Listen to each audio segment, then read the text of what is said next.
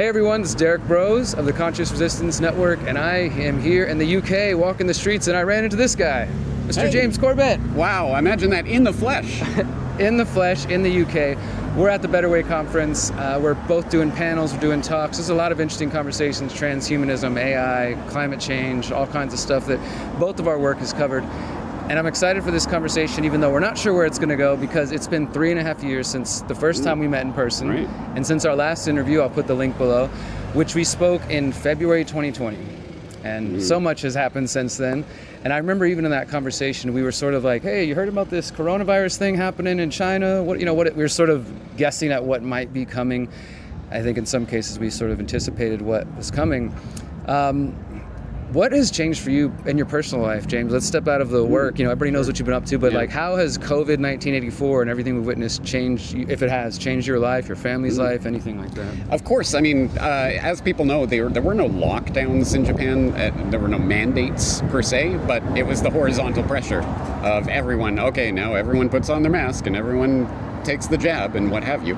Luckily, given the fact that I'm an independent person, I'm not part of a company, I could avoid that horizontal pressure myself, but everyone around me, a lot of the people I know who are teachers in the public school system, well, we got to get the jab. So a lot of people did. So of course, horrific from that sense. My own little family bubble isn't affected in that sense, but everything around changes, and there's no way you can avoid that. One of the things that I think I was most surprised by, not in Japan, I kind of would expect Japanese people would conform so easily, but around the world, the mass conformity at a flick of a switch was crazy.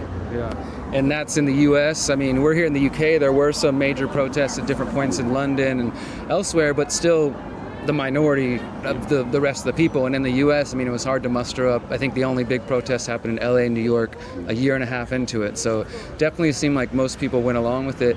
One other question on that, from the personal perspective, I'm curious, does your family, your wife, obviously she's aware of what you do for a living, but was she like, you were right again? Is she aware of the prescience of your work? Not really. She really doesn't follow what I do, which is always surprising to people. For me, it's wonderful to be able to literally, really detach. When I turn the computer off, it's off, and I don't have to talk about this stuff.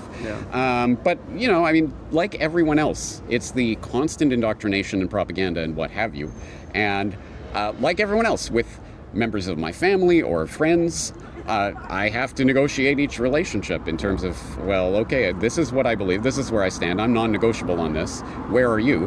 And that's it's the trauma that has been caused by this incident amongst each other, right? Disrupting relationships. Now, thankfully, my family, my immediate family, even my larger family, I haven't had that kind of conflict where, I'm not speaking to you, I won't visit you, none of that garbage. But I know a lot of people have. And the amount of trauma that's been inflicted, not even talking about the health side of what's happened. And the health side is the other part of what affected me personally. Pre-2020, I was going to the gym, I was eating healthy, I was on track.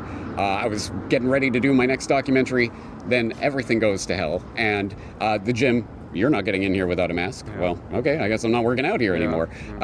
Let myself go to a certain extent. I wasn't eating well. I was working too much. So that has been the personal side of this for me. And as I say, everyone has experienced trauma. The real question is, how do we heal ourselves while the world is falling apart? And that's the bigger question. That's a big question, and it's, I guess, more on the personal level. Each individual is going to have to decide how to handle that. And that is an interesting aspect of it, like you said, the personal impact. Similar thing, Jim can't come here without masks. Luckily, when I was in Texas or Mexico, things were not nearly as restrictive as the vast majority of the world. But still, there are changes, not just lifestyle adjustments, dealing with all the tyranny outside, but the way it impacts our relationships. We've met so many people who, especially Canadians, who've lost family members and friends for their choices. So it seems like both of us were kind of lucky in that way, that not having too many relationships strained. The other thing is, when we were last speaking, I had just released my book about technocracy and more importantly about solutions. And this is something, in addition to the conversation we just heard, technocracy, transhumanism, AI, which is now everyday thing. You've been talking about this since, you said 2007 earlier. I know you were reporting on it early in the Corbett Report. How does it feel now to kind of be at a place where we're at a place with folks who, until a couple years ago, were probably what we might call normies, and just average. I don't mean that in any derogatory way. Just regular people going about their lives. And now we're in a room where people are like, "This is a satanic agenda," and the trans. Things have changed. Like, how does that feel, like, from your perspective? Obviously, it feels good to see that more people are getting this. It isn't good that it took massive trauma to get there, but perhaps it always takes some sort of form of trauma. Even in my own experience, I kind of understood that things weren't going in a good direction, but it was really probably in 2006 when I was trying to enter Canada, and I got stopped at customs, and they were going through my bag like I was a terrorist and asking me about oh, you're reading this book? What do you think about this book? As if it's going to reveal my terrorist intentions or something. That experience was kind of the arrow through my brain. Okay, there's something really going on here. What is actually happening? And I think it takes that kind of trauma to move people to the state where they start wondering what's happening and how they can heal from it. So in a sense, I don't want to say it's a good thing, but at any rate, people are switching on to this. And yes, I want to reiterate what you said. When I do say normie a lot, and yes, it certainly has that derisive connotation, but I don't want to fall into the trap of making fun of people who are crippled because someone has come up with a baseball bat and beaten their legs or something. No, obviously, I don't want to blame the victims here of this intergenerational, parasitic, elitist class preying on people. I want to empower humans to understand that they are above that parasitic class. They are actually more capable. So yes, language like that can be divisive. I use it myself. Maybe we need to come up with better terminology. Yeah, that is interesting. You mentioned language, and I was just following a conversation on Twitter that was something along the line. It was getting into the pure blood and vaxtard and just language again.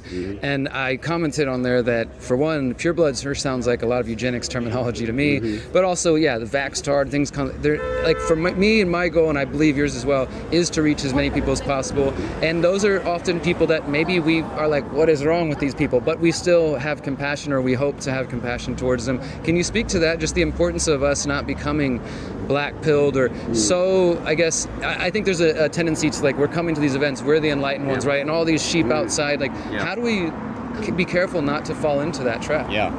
Being aware of the trap for what it is probably the first step in that. And dehumanization is always the first step towards trying to eradicate the problem, if we can just get rid of these people, right? And so once we start dividing ourselves, we have done their, they, them, those work for them. Because that is, I think, the fundamental thing they're trying to do is inculcate an anti-human mindset into the public so that we desire our own death, our own enslavement. We're a cancer, we need to be eliminated, blah, blah, blah. Once we take that on board in any sense and start dividing ourselves, they win. So our win is in compassion. It is in coming together. It is in love. Absolutely. Let's get into some fun topics, some controversial ones. The transgender topic is something you've covered to different extents, and you did questions for Corbett. I think somebody asked about it, but you've done other work linking the transgender to the transhumanism movement, which I think more and more people are becoming aware of. And I don't think it's the same as in Japan as it is in North America. It's in the U.S. mainly. It hasn't creeped into Mexico. But this conversation, like many topics I see, is just so divisive, and obviously it's a very charged topic. But from my perspective, I'm seeing the extremes on both ends kind of being the loudest voice, of course. Insanity's lost in there. The extreme of accept everybody no matter what they say, use the state to enforce it, pronouns, all this kind of thing. And if you question that in any way, you're bigoted, transphobe, etc. To the other extent of let's ban the books, let's get the state to control what can be taught in colleges, and maybe even some folks who have anti-LGBT feelings who are maybe just generally against that. And then I feel like lost in the middle of that are, of course, the children and the people who are being targeted. And I'm working on a mini documentary about this. I've sat with a transgender person to kind of pose these questions, and a parent, and really trying to tackle it from a nuanced perspective because it is such a complicated thing. What do you think? Like, how can we try to, for one, kind of navigate that minefield, but also help people through that see that larger agenda, the push towards transhumanism? Right. So for me, the fundamental voluntarist principle always comes down to who has the right to do what in terms of applying force in order to make someone do something. So every time we involve the government in the conversation, we're doing something that is going to undermine voluntarist ideals. So whether that government force is to start forcing people to gender people a certain way or whatever, or the government forces to ban books or whatever it is. Both ways, I think, are the wrong way of doing this. This has to come down to, again, navigating individual personal relationships. And personally, if somebody, if I don't have any transgender friends, I don't know anyone, but if I did, and we had negotiated some relationship where you must gender me this way, maybe as a respect for a human being that I care about, I would do so. But the idea that some government is going to force me to do that or fine me or something if I don't do that, that's obviously where the rubber meets the roads on an ethical side of things. The other aspect of this that you asked about was in terms of like I guess the culture war aspect of it, how people are getting lost in the nuanced topic of it. That's always the problem, isn't it? Nuance is the first casualty of any information war. And again, I think it's one of the things they're trying to divide us on. But the other aspect of it, yes, how do we start getting people to see sort of the bigger aspect of this agenda? And that to me is really the root of what is going on right now. It is a philosophical, ideological thing that is being pushed. This isn't some grassroots movement that just erupted naturally. It wasn't some civil rights 2.0. This is something that's being pushed by governments, corporations, media. So I think alarm bells should be ringing for everyone, including transgenders and others who are wondering about how this topic is being pushed by other people for other motives. What other motives could exist? And fundamentally, I think this comes down to breaking down philosophical, ideological identification distinctions that have existed in humanity for eons, millennia, as part of the push towards breaking down the fundamental distinction, which is called vitalism, the difference between organic life and inorganic life. That is where we are heading. Once we can start adapting our identification to anything we feel like, then it will be pushed on us that man, machine, whatever, you're a man machine, it's the same thing. That is where this is heading. How do you get people to see that? If you have good ideas of how to bring that understanding to people, I'm all ears. Yeah, I think it's the reason it feels complicated to me is, again, I'm sitting across from a transgender person, interviewing them and asking them, like, hey, what do you think about folks who say this? And they were open-minded. I also said, like, hey, I'm totally new to this, so if I say something wrong, like, please excuse me. It feels like there would be a hard, like, okay, so what do you say to folks who think that you're being fooled into eventually becoming transhumanism, right? It's so far from the reality. But to another point, like, you're a parent, I'm not a parent, but I'm an uncle 6 times over, and I look at them sort of in that way of, like, I want to make sure to protect them in whatever ways I can. Yeah. And I look at the U.S. school system and just worry, like, all those things about what they're being exposed to.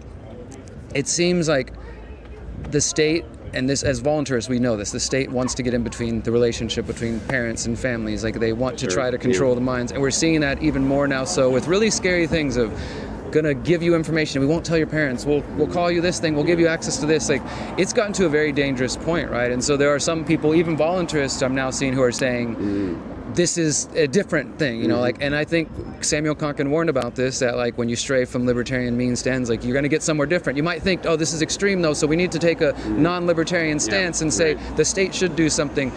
Anything to that? I mean, we kind of touched on that, but just what do you think about that? Like, that the situation gets so extreme, our principles must be sacrificed. Right. Yes. No, it's a good point, because principles are either principles that we actually truly believe, and we believe them not just because we like that idea, but because we know them to be actually true and to reflect something real about the world. Once we start compromising on that, we are compromising on reality and on truth. If we truly, really, from the bottom of our hearts, believe that it is actual human interaction, voluntary interaction, that is the basis for real society, once we start compromising on that, then we are moving away from reality. So we cannot start compromising on our core fundamental principles. Now, it is a question, what are my core fundamental principles? Where do I actually draw lines? That's why the first thing I think people really need to start doing is drawing out, really, even physically writing it in a journal or whatever, to get it out to, where are my lines? What are my lines in the sand? What do I really believe? And once you write them down and articulate them and interrogate them, maybe I don't believe that. But once you have that down, then it's a question of, well, I don't compromise on these no matter what situation arises. Absolutely. And I can speak to that as far as, in my mind, a red line had always been if this government starts talking about restricting travel.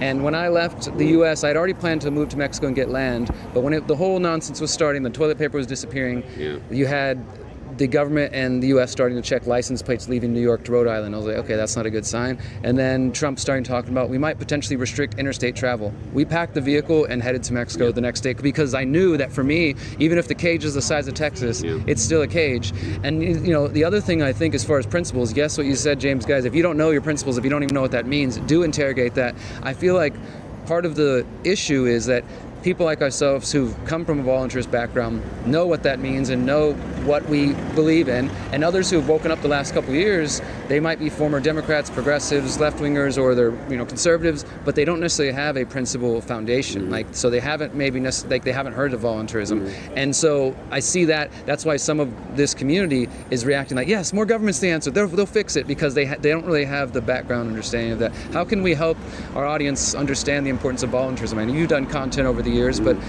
it's in the backlog, right? How do we help people recognize the importance? Well, first of all, everyone get out and vote DeSantis 2024. He's going to... Oh, wait, no. Of course not. That is the brick wall that we're banging our heads against, isn't it? Because for me, personally, it was the 2006 midterm elections in the U.S. where that was when I was starting to go down the rabbit hole and starting to discover something's not right here. And I remember Pelosi and the Democrats took the House. And everyone's talking, impeachment, they're going to impeach Bush, they're going to try him for war crimes, blah, blah, blah. And I remember listening to this crazy, whacked-out conspiracy theorist, Alex Jones, who said, no, they're not going to do anything. It's all the political charade. It's wrestling for grown-ups.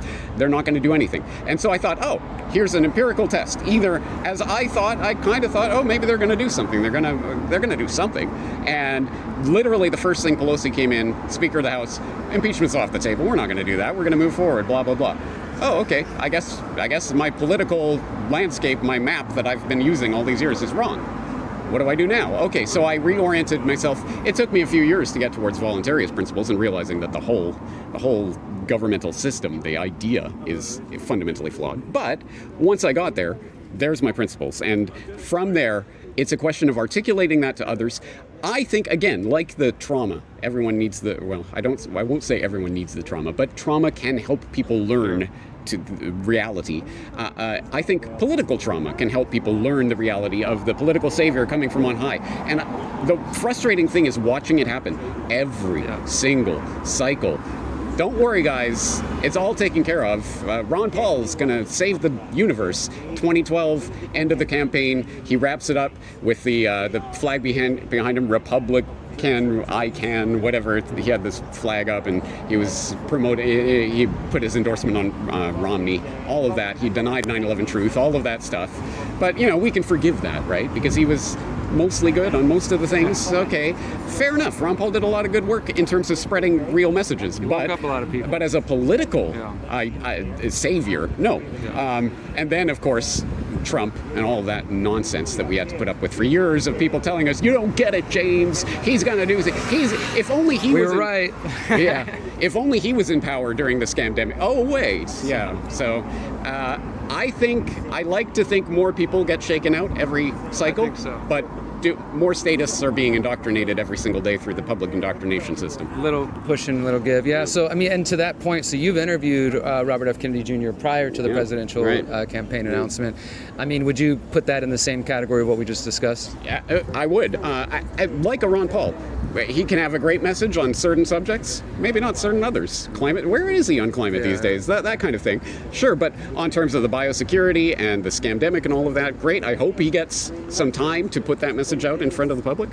But, I mean, am I expecting that that's going to make a political difference? Not at all. Do I think he'll get within 100 miles of the White House? No. Even if he did, do I expect that he would be able to change anything, even if he was pure and wonderful? No, I don't. And I'm not saying vote Kennedy. I'm saying I hope he gets some part of this message out there, because fundamentally this is not a political war. It is an ideological war. Yeah. And the more we can have real information, real truth put in front of people, I really believe people resonate with truth. You have to sell lies as hard as you can, propaganda, indoctrination. But truth is apparent, and once people see it, I like to think they get it. Yeah, and I feel the same way, that he's going to bring some conversations to the table that need to happen. But we already see the Democratic Party and the Republicans, they're not interested in debates and forums. So the vast majority of Americans, what they're hearing is, oh, that's a crazy anti-vaxxer. Yeah, he's part of the Kennedys, but don't trust him. And I would caution people to put their faith in that again.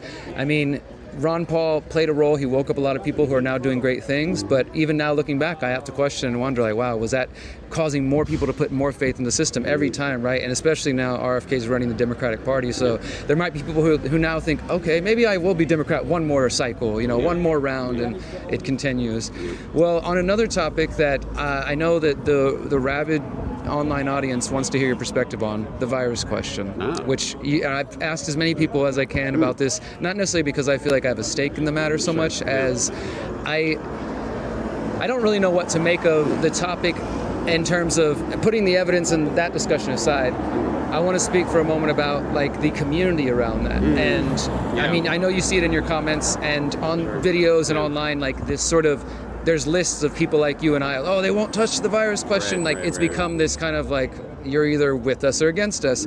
Before we get into the actual topic and what you think about it, what do you say to that kind of approach, activists online or in person who are taking that like, oh, because James does good work, but he doesn't say this one thing I say, he must be controlled, et cetera. Yeah, well, let me ask you, in your years of doing this, have you ever seen one of those litmus tests that are actually useful and productive? Because I have talked to people who don't believe 9/11 was an inside job. I have talked to people who believe climate change is the universal threat that we're all facing. I've talked to lots of people that I disagree with on certain things. I agree with on other things. Have you ever seen this kind of thing where it's like, if you believe this, you are excommunicated for all time, you're a shill, I will never listen to anything you do? That's actually useful and productive? No, I've seen it be very destructive. Yeah, and almost as if that's a plan, right? I've talked about Sunstein and cognitive infiltration many, many times, and the point that I keep going back to is Sunstein wins when we start accusing everyone else. You're a shill. You won't say what I believe. You won't say this. You won't do this. Once we start dividing ourselves like that, Sunstein and his type win. Yeah, and I think that's, for those who don't know the references, Cass Sunstein, James has done some great work on that, specifically talking years ago about infiltrating conspiracy theorist groups to cause division. And I don't have the paper, the document that says that that's what the No Virus crowd is a part of. They might be unwittingly participating, but I do think there are some genuine questions they ask. But overall, my problem, and I think this has been not very well received, is to say you are acting like, I use the word rabid because that's the approach that I get. I get emails, angry emails and things, because if you don't say that right thing, you're not doing good work. And can I just underline that? Because I think the Sunstein idea is not to have everyone's on the payroll and everyone who's saying this is somehow controlled or something. No, most of the people are I'm sure, organically, oh yeah, he is a shill, oh, I don't believe that, are doing it organically. But I think there is a deeper operation to split people apart, who should not be split apart at the biggest crisis point in human history. I do not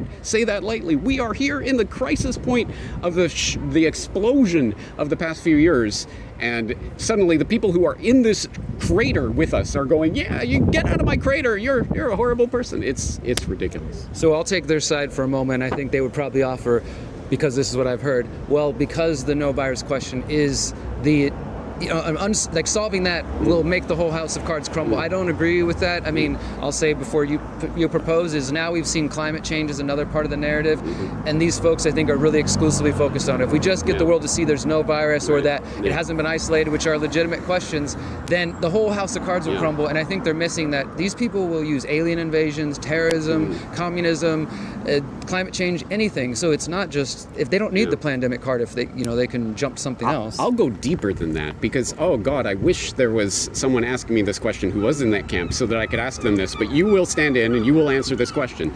So my question for you, all of you and you, is if, let's just say for the sake of argument, if there was something, either a virus or something that comported to that idea of a pathogenic thing that could be spread from person to person, if that existed, would governments have the right to violate your bodily autonomy? I'd say no. I would say no too. Either way. Anyone who says yes to that is not part of the health freedom movement, right? I think so. To me, it's missing the entire point of the past few years, the entire point of the biosecurity state, which is, hey guys, there's this communicable disease thing, therefore we get to violate your bodily autonomy. It is not an answer to that fundamental problem to say, oh, but that communicable pathogen doesn't exist, therefore No, you have to attack the base philosophical issue. So the hypothetical question, because I know there are people who will say no virus, no pathogen exists whatsoever. There are many different iterations of this. Some people who don't even believe in bacterial infections and things. Immune right. system doesn't exist. And then other people will say, no, we're not saying that. We're saying this. It seems like a Maud and Bailey argument to me. But at any rate, the hypothetical question at base, if it existed, if there are communicable diseases, does that give the government the right to violate your bodily autonomy? I say not only no, I say hell no. Absolutely not. And if you agree with me on that, then we can absolutely talk about the details of how disease works. I tend to feel the same way. If we're on the same page of that, then yes, there are other discussions to be had. Nobody's saying the no virus question should be censored or whatever, but I don't think it's serving the community to have lists of these people are on the...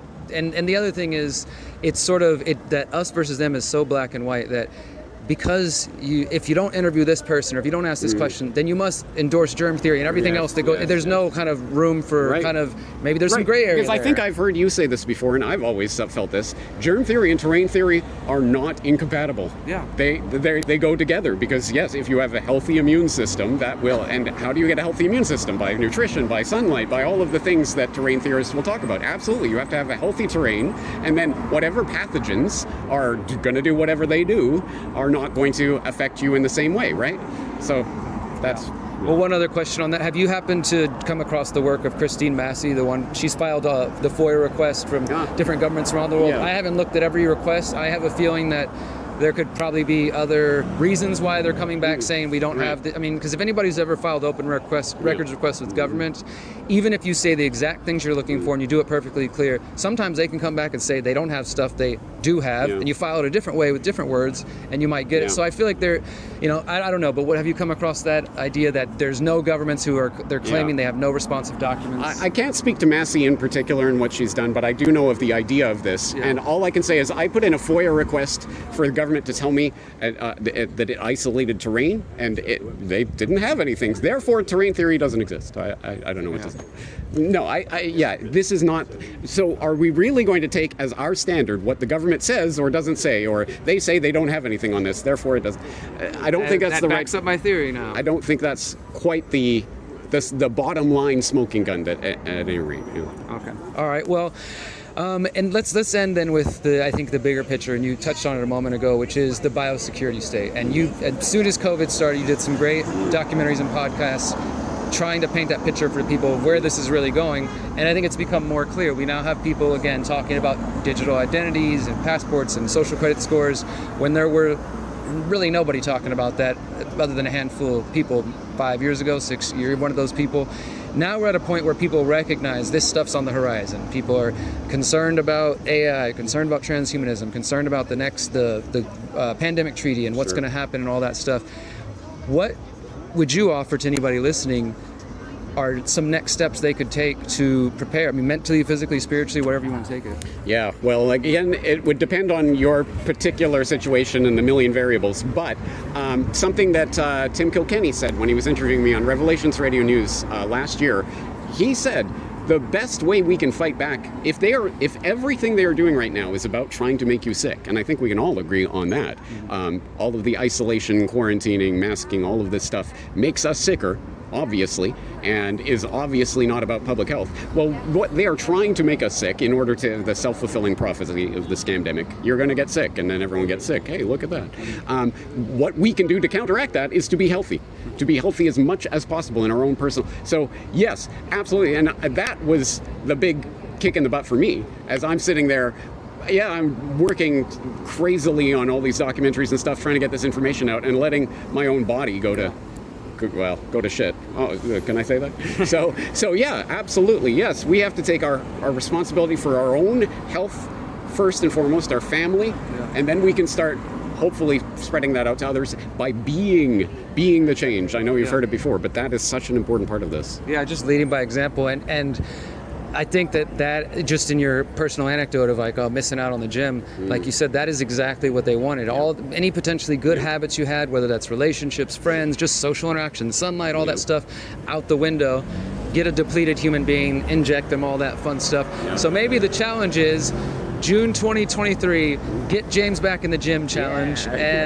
So the only thing left to do, I think, at this point is for each of us, as you were saying, James, to take personal responsibility for our lives and to be an example, to lead by example. Yep. I think that's why people might look to you or myself or anyone here, is because we're just taking action. You know, we're not sitting around waiting for other people. And so if you listening feel inspired to do anything, make art, make podcasts, make music, you know, go to the gym, take care of yourself, any of these kinds of things, don't wait around to do it. This system is not waiting. These people are working every day on their Agenda 2030, and I think it's time for us to have our own, what I'm calling Agora 2030 or Liberation 2030. Let me just put in the plug for what you're doing, because when I think of leading by example, it's hard to think of a better person than Derek Broze, who's doing everything. Freedom Cell, Conscious Agora, Conscious Resistance Network, all of these incredible activities that you're a part of that are all based on doing. And that's what I love to see. People getting out there and motivating others to do things in the real world. It's wonderful to talk about them till we're blue in the face. Hey, I'm good at talking about things, that's what I do. But it's people like Derek who are out there doing it, who need your support. So I hope people who are watching this will do so. Thank you, brother. Well, it's been a good conversation, guys. This is Derek Broze with James Corbett. We're in the UK. Until next time, remember, you are powerful, you are beautiful, and you are free if you want to be. Peace.